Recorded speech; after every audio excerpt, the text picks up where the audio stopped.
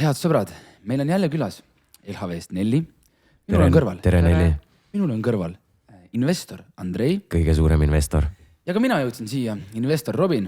Ja sõbrad, me oleme liikunud nüüd selles suunas, et me rääkisime eelmine kord sellest, mis asi on kasvukonto, aga täna me liigume selle poole, et me teeme oma kasvukonto, investor Andrei. Valime välja sealt asjad ja fondid, mis tunduvad meile huvitavad ja teeme selle ära.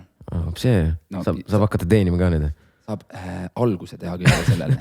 Aga enne kui me selle kasvukonto avame, sest LHV-l on selline väike kampaania tulemas, kus siis sa võiksid avada oma kasvukonto ja aktiveeri kaardile mikroinvesteerimine hiljemalt 13. veebruaril ja võid võita 250 € stardiraha oma kasvukontole. Ja kõik see loosimine toimub 18–26 aastaste vahel. Nii et päris aus tegelikult. Ma tegelikult ju kvalifitseerun, nagu sina kohe enam. Saad aru, mul veits tekkis, et ma olen siuke vana mees juba. Paneksin piiridesse ära. Aga mina igatahes näitan oma kontoga täna, kuidas seda teha. Andrei muidugi kontrollib seda kõike. Muidugi. Sõbrad, vaadake siis. Me oleme nüüd siin LHV lehel ja siis ongi need. Sul on siin raha kasvatamine, lähed kasvukonto alla, klikid siia. Nagu näha, meil pole kasvukontot. Super. Teeme selle ära, Andrei, palun mulle. Avame siis selle kasvukonto. Klikime siia. Nii, mis me siis nüüd edasi teeme? Meil on hea meel, et tunned huvi investeerimise vastu. Soovid avada endale kasvukonto. Andrei, kõigepealt alustuseks loeme fondide kohta. Loeme fondide kohta ja mida need fondid meile ütlevad. Ja siis saab Nelli meile täpsemalt rääkida, et mille järgi teha omale valik siis kasvukontos siis fondide näol. Nii. Nelli, äkki sa räägid meile, mis seal... Tutvusta meid nende fondidega. Mis see tähendab seal? No võib-olla ma nüüd kõike seda 40 pluss fonde ei hakka läbi käima, muidu me istume see nii mõnigi tund, et vast igaüks suudab nad isegi läbi sipsida ja vaadata, et mis sissejuhatav osa seal on ja siis sealt võib-olla edasi guugeldada, uurida. Aga võib-olla räägiks selles mõttes, katsuks seda nii-öelda narrow it down natukene, eks ole, et kas teil on äkki endal mingisugune väga tugev tunne mingi majandusharu suhtes? Me oleme see, et mida riskantsem on, seda parem. Me oleme all in lihtsalt. Veel nagu selles mõttes, nagu te siin ka vaatajad näete, siis tegelikult on siin teemad ja regioonid, kus siis tõesti saad erinevatest valdkondadest endale võib-olla sobiva valida. Aga Andrei, ma arvan, et meie liigume igatahes sinna tehnoloogia poole. Jah, just. Võib-olla tehnoloogiast äkki. Siis klikime näiteks tehnoloogia peale. Klikime tehnoloogia peale. Näed, siin tuleb erinevad need fondid siis. Et siin võiks nüüd nagu mõelda selle peale, et mis teie arvates on selline tulevikutrend, et näiteks BlackRock, mis on maailma üks suurimaid fondivalitsejaid, andis just oma investori kirja välja ja tema tõi seal välja 5 megatrendi, mis siis peaksid maailmas välja joonistuma siis järgmiste aastakümnete jooksul.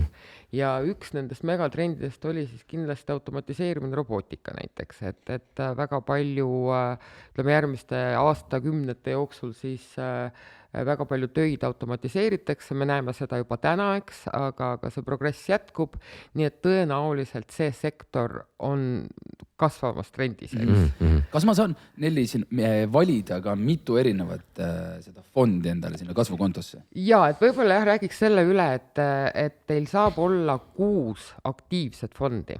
Okay. Mis see siis päriselus tähendab, on see, et 6 aktiivset fondi on siis see valik, kuhu investeeritakse uut raha. Ehk kui te otsustate, eks ole, regulaarselt investeerima hakata iga kuu, mis te tõenäoliselt hakkate tegema, eks ole, sest te olete targad investorid. Me oleme väga targad. et siis teil on need 6 fondi, kuhu siis see uus raha investeeritakse. Nii, kui teil vahepeal mõte muutub ja te otsustate, et teid huvitavad hoopis mingisugused muud fondid, siis te saate oma selle osakaalu seal ära muuta. Et see on täitsa tasuta, te saate lihtsalt oma fondivalikuid muuta, ehk siis on teil selline pilt, et need vanad fondid, mis te oma valikust välja võtate, jäävad teil lihtsalt sinna kontole seisma, kui te maha neid ei müü. Ja siis see uus raha investeeritakse uutesse fondidesse. Ma just korra järgmine küsimus oligi see, et ega ma jumala eest enda rahast ilma ja siis, kui ma vahetan fonde. Ei, need vanad fondid jäävad teil sinna tiksuma ja võib-olla teil see mõte uuesti muutub, eks ole, te otsustate uuesti hakata sinna vanades nendesse fondidesse see on investeerima. see on siis, nagu ma aru saan, et kõikidel teistel ka, et siis saad 6 fondi vahel valida, see on maks ja siis lihtsalt jaotad selle protsendi ära. Jah, et aga see ei ole nagu kohustuslik, te võite valida ka ainult ühe fondi. Jah. Ehk siis see 6 ei ole nagu kohustuslik. Aga meie, ma arvan, hetkel valimegi ühe fondi ja tegelikult, Andrei, mis me siin ikkagi nagu lolli mängime? Automatiseerimine ja robootika, palun. Automatiseerimine ja robootika. Nii. No siin on nüüd jah info veel selle kohta, et noh, nagu te näete, et siin see riskiprofiil ongi peaaegu, et maxed up, eks ole, nii et see on see meile meeldib. Saate, mis tahtsite, eks. Punane meile väga meeldib. ja siin jah, saab nagu veel lisainfot otsida selle fondi kohta, et kõigil, kes siis kasvukonto fonde valima hakkavad, et soovitaks ikkagi läbi käia need lehed, et vähemalt mingisugune pilt endale sellest fondist luua. Aga meie võime tagasi minna sinna internetipanga lehele. Siis otsime sealt valikust üles, et seal on see rippmenüü peaks lahti tulema. Oi, kui palju siin on? No, neid on 40+, jah. Kui mul vaid oleks raha, sõbrad. Aga siin on tegelikult, ma arvan, millest Nelli ka tegelikult räägib, kuidas see kasvukonto toimib siis tegelikult. Eks me sinna jõuame. Aga mis sa arvad, mis me siit valime siis? No ma saan aru, et te tegite otsuse ära, et robootika... See ja, Airbot. Super, nii, paneme siis 100%. Kõmm olemas. Nii, siis tuleb meil mikroinvesteerimise valik, eks, et sellest me ka natukene juba rääkisime, kuidas ta toimib ja see on selline ülimalt passiivne viis siis investeerida, et iga kaardimaksega tiksub teile siis mõned sendid siis sinna kasvukontosse, need lähevad teil kõik sinna robootikasse. Sa isegi pane tähele ka, no? Mulle sobib see valik. Ümardab mingisuguse asja ära. Sa isegi sa reaalselt ei pane tähele, et see on kadunud kuskil. Ja see läheb kõik sinu kasvukontosse. Ja ka põhimõtteliselt raha liigub, Andrei, siis niimoodi, et mul enda pangakontolt otse kasvukontole, ehk siis tegelikult ju otse mulle tagasi lihtsalt teise rahakotti, mis on väga aus. Ja see rahakott kasvab. Ja see rahakott kasvab täpselt, et hea märkus. Nii. Kasutame mikroinvesteeringut, palun. Rakendan 10% piirangut. See on nüüd mõeldud pigem siis, kuna see kasvukonto on hästi-hästi populaarne ka lapsevanemate hulgas, et meie noorimad investorid on tegelikult alles mõne kuu vanused ja kui sellised algklasside lapsed saavad võib-olla seda taskuraha ainult 5 eurot nädalas seal ja siis investeeritakse nagu väga suur osa sellest ära, et siis on võib-olla natukene nadi ja siis me oleme jah selleks puhuks nagu pakkunud selle võimaluke, et seal on nagu mingisugune piir, et päris seda tervet nii-öelda ümardamisvahet ära investeeritakse. Aga teil seda muret ei ole, nii et teie seda piirangut kasutama ei pea. See on, ma arvan, ma tean, kes see kõige noorem siis investeerija on. Ma arvan, see on Taneli tütar. Pani tal koini juuga või võtta. Ühesõnaga, seda me ei klikka, panen aktsepteerin LHV kasvukonto tingimusi, lugema ma ei hakka, nagu me juba oleme õpetanud, et me ei loe neid asju. Aga teie kindlasti ei lugegi läbi. Kinnita. Ja näed, ongi kasvukonto andmed salvestatud. Tuleks pappi kanda sinna. Nüüd me oleme siin kasvukonto lehel, kasvukonto on avatud, automaatika, robootika, kõik toimib, turuväärtus täpselt, kena ümmarga on 0. Paneme sinna natukene, pane 10 eurot. Nii, ja kuidas me siis seda 10 eurot panen? Proovime või? See tuleks siis kuskilt arvelt kanda sinna kasvukontole. Seal arvel midagi oli praegu. Pane sealt. Teeks siis selle, jah, siis on makse oma kontode vahel maksetüüp, seal on see 3-nurgake. Kus kohas? Kõige esimene kastikene. See? Just. Nii, siis kontolt on siis, kus on arvelduskonto. Nii, ja kontole kasvukonto, paneme 10 eurot. Ja maksa. Oota, tuleb veel. Ai, makse tehtud. Ja makse on tehtud seda. Nii, ja nüüd ma räägin, et mis siis selle 10 euroga edasi hakkab saama, et kui tuleb järgmine kolmapäev, siis korjatakse kõikidelt kasvukontodelt see vaba raha kokku, maklid korjavad, ja ostame kõigi siis fondi jaotuste põhjal klientide kontole nende investeeringud ja teie konto puhul siis järgmise kolmapäeva õhtuks peaks teil olema siis 10 euro väärtuses sedasama robootikafondi. Ja mis on kasvukonto puhul eriti tore ongi see, et te saate investeerida kogu oma raha ulatuses. Et päris börsil on alati mingisugune miinimum ja see on tavaliselt üks aktsia, eks ole, et alla selle te ei saa osta poolt aktsiat. Aga kasvukontol saab. Kasvukontol saate osta kas või 0,005 aktsiat. Et te saate investeerida kogu oma raha ulatuses, ehk siis kogu selle 10 euro eest, et ma praegu peast ei oska öelda, mis osakaal teil seal tulla võib, aga et see võib siis, kas te saate mingi 1,2 või 1,5 aktsiat endale kontole. See on väga aus selles suhtes, et alati ei olegi, vaata, kui sa, nagu sa ütlesid, et börsil võib-olla sa pead ostma seda tervet aktsiat, on ju, ma ei tea, näiteks kui me räägime mingit Teslast, et ma ei tea, mis see maksab praegu mingid... No kuskil $1900 äkki ei ole praegu 1900 niimoodi võtta selle ühe Tesla stoki peale, et niimoodi on päris palju mõistlikum, kui sul nagu saadki vaikselt kas see 10 euro kaupa panna kasvukontosse niimoodi ja sa ei pea tervet aktsiat nagu välja ostma. Minu arust on väga aus. No. Ma olen nõus, täiesti sõbrad, see kasvukonto avamine imelihtne, mikroinvesteeringu see aktiveerimine, imelihtne. 1,5 minutit valmis, no.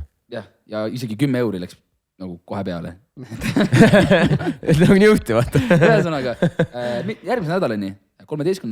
veebruarini on aega siis osaleda LHV loosis, kus sul on võimalik saada enda kasvukontole 250 eurot siis LHV-lt.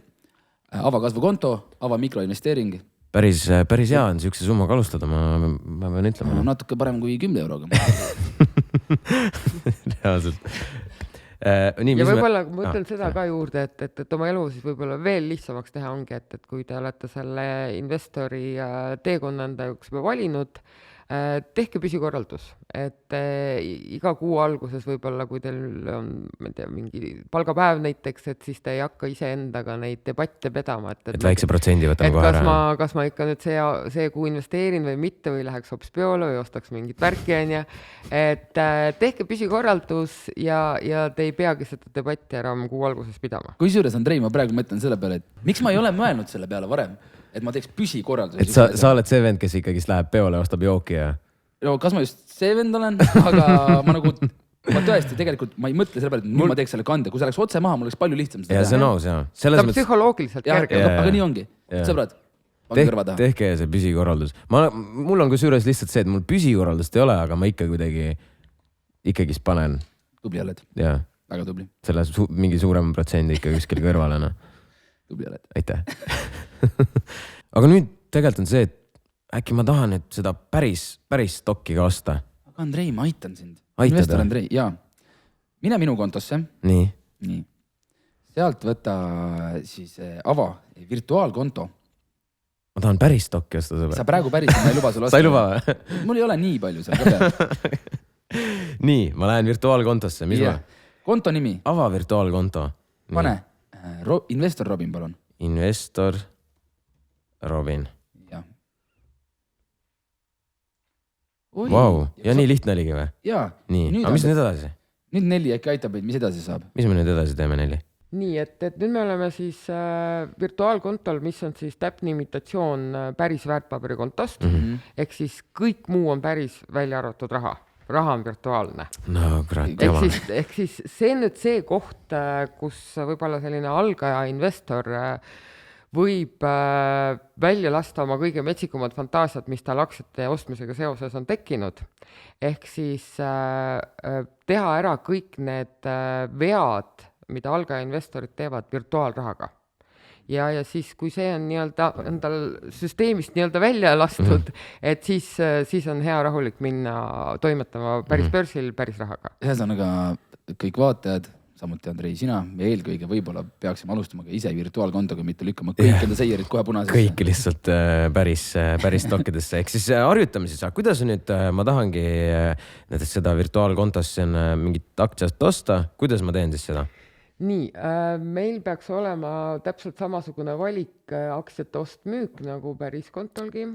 Et see, mis on siin virtuaalkonto menüüs, on olemas ka kõik on täpselt copy-paste sama päris asjas. Täpselt nii.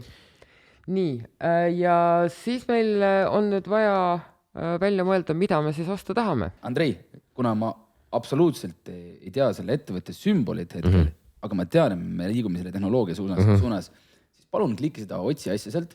Otsin. Nii, otsid. Ma tahan osta Mis Tesla. ma kirjutan? Kirjuta Tesla. Tesla või? Ja vaata, mis ta pakub. Näed. Aga väga raske see sümbolist ei olnud. Ei olnud. Kliki peale sinna. Nii, Tesla. Nii, Andrei. Kogus. Koguseks. Märgime ühe äkki või? Noh jah, Tesla aktsia puhul ilmselt on see mõistlik, sest Tesla aktsia ei ole just kõige odavamate killast, nii et Üks.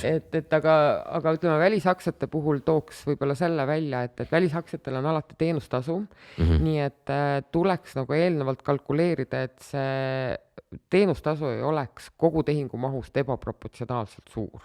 Mis tähendab ebaproportsionaalselt suur? See tähendab seda, et kui ma ostan näiteks aktsia, mis maksab $10 ja ma maksan teenustasu 9 eurot, No. siis ma pean väga-väga kaua ootama, et ma kõigepealt nulli jõuaks ja et siis ka veel mingi kasum tekiks. Kas üks küsimus ka, ma arvan, ka vaatajaid huvitab, et kas see oleneb, see teenustasu hind oleneb ka aktsia kogusest? See oleneb aktsia mahust. Ehk siis ütleme, LHV näitel on siis välisaktsiate hinnakiri välja nii, et on 9 eurot on miinimum ja või siis 0,14% tehingumahust. Nii et kui see teenustasu jääb alla 9 euro, siis võetakse 9 eurot ja kui ta on üle 9 euro, siis ta on juba protsentuaalne, ehk siis 0,14% tehingumahust. Okay. Nii, edasi siin on hind, väike linnuke ja turg. Jah, et ma räägin võib-olla põgusalt ka läbi siis, et on 2 sellist olulist orderi tüüpi, mida te saate siis kasutada ja esimene ongi seal vaikimisi turg ja turuhinnaga order tähendab siis seda, et teie order saadetakse momentaalselt börsile ja täidetakse sel hetkel parima saadal oleva hinnaga. Kuna USA börs on ääretult likviidne, ehk siis seal on alati ostjaid ja müüjaid, siis USA börsil tegelikult turuhinnaga orderit on täitsa okei kasutada. Teine variant on siis võtta see linnuke sealt eest ära ja kirjutada sinna limiitkasti see hind, millega te tahate seda aktsiat osta. Ehk siis see on hea võib-olla olukorras, kus te olete jälgimas mingisugust aktsiat, te ei taha seda selle hinnaga osta, aga te tahaksite võib-olla natukene odavamalt osta. Et oota natuke just, umbes. Ja siis te panete näiteks sinna mingisuguse X hinna ja kui see hind peaks jõudma sinna, teie order täidetakse, kui ta ei jõua, siis lihtsalt ei täideta. Nii, aga meie, ma arvan, et võime vabalt minna selle turuorderiga edasi. Siin on võib-olla stop ka, et mis et stop order on nüüd ka, mida saab kasutada siis ainult USA börsil, et see on selline väga USA börsi keskne order ja see on siis teisisõnu kahjumi piiramise order ja seda kasutatakse siis pigem siis, kui teil on juba positsioon käes ja te olete pannud oma peas paika mingisuguse taseme, kust maalt ei soovi seda aktsiat enam edasi hoida, kui see hind peaks kukkuma. Ja siis te panete mingi alumise piiri ja kui aktsia hind peaks sinna kukkuma, siis lähevad automaatselt teie aktsiad müüki. Okay. Ühesõnaga, mõistlik, kui meil hetkel on turg, mida ma ostan turuhinna, paneme siia linnukese, kehtivus päeva lõpuni. Ja see on nüüd ka juba vaikimisi just. Ja. Nii, näed, siin on teenustasu siis $10, tehingusumma $9. Ja neli, nagu ma aru saan, siis aktsia ostu hind on siis $890. Üks asi veel, mis ma soovitaks tähelepanu pöörata, et internetipangas on kõik hinnainfo viitega. Nii et kui te tahate ikkagi vaadata täpselt, mis see aktsia börsil teeb, ma soovitaks mingisugused kolmandaid platvorme kasutada. Yahoo Finance on üks lihtsamaid, et vaadata, et mis see hind teeb, eriti kui te panete turuhinnaga orderi. No paneme siin kinnita ära.